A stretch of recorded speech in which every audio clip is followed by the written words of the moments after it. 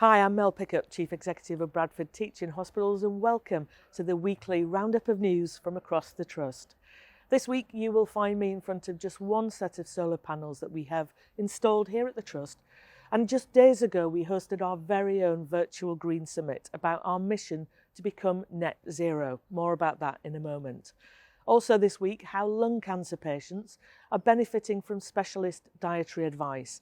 And we meet our new Patient and Public Engagement Officer, who's here to listen to your feedback on our services. But first, with so many transmissible diseases around at the moment, we're asking visitors not to come to hospital if they have symptoms of illness.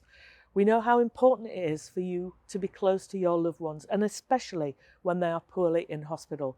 But it's imperative that we keep our patients and my colleagues, those staff who are looking after them, as safe as possible. But please be assured that there are other ways that you can stay in touch. Here's our Chief Medical Officer, Dr. Ray Smith, to explain more.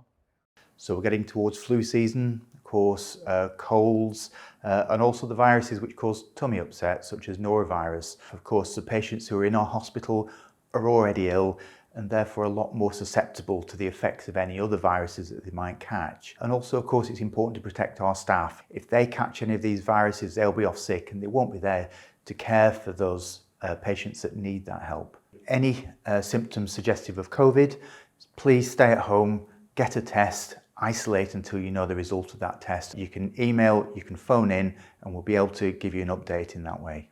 Thanks, Ray, that's great advice. Now, research has shown that patients who lose weight unintentionally before or during cancer treatment experience poorer health outcomes. It's a fact that's prompted a group of Macmillan oncology dietitians here at Bradford to trial a nutrition plan along with other interventions to support newly diagnosed patients. We're seeing some really positive results. And here's Emma Cavalier and Fiona Enright from the team to tell us more. In May 2021, we set up a lung cancer rehabilitation pilot, and the idea is to try and improve patients' access to a fast-track dietetic clinic, psychology services, and also physical activity in order to try and improve their patient outcomes. The patients that will benefit from this service are those that generally present very malnourished and need our expertise to help them build themselves up and in order to improve their chances of accessing treatment. The results that we've seen so far from this pilot have been really encouraging.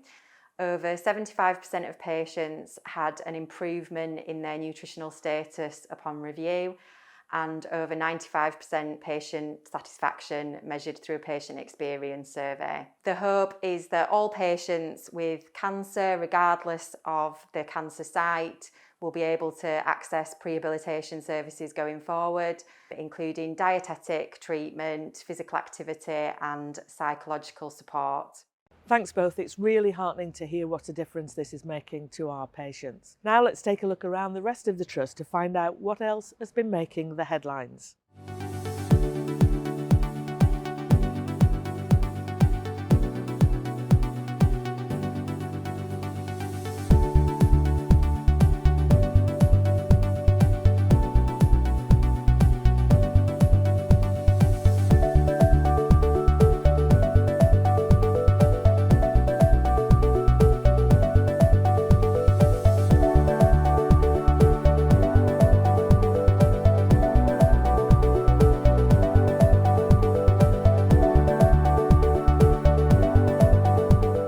I represent the patient's voice. So whenever a patient comes into the hospital and they want to give some kind of feedback, then ideally I'd like to be that channel to pass that on to the hospital.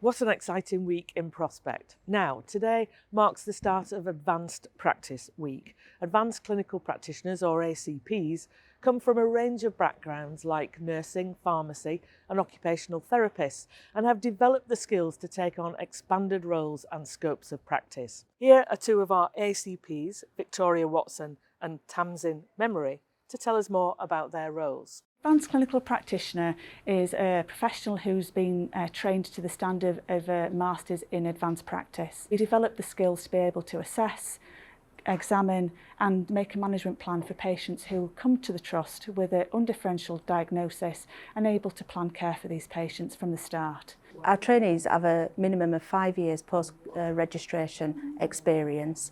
The Masters is a 3-year course.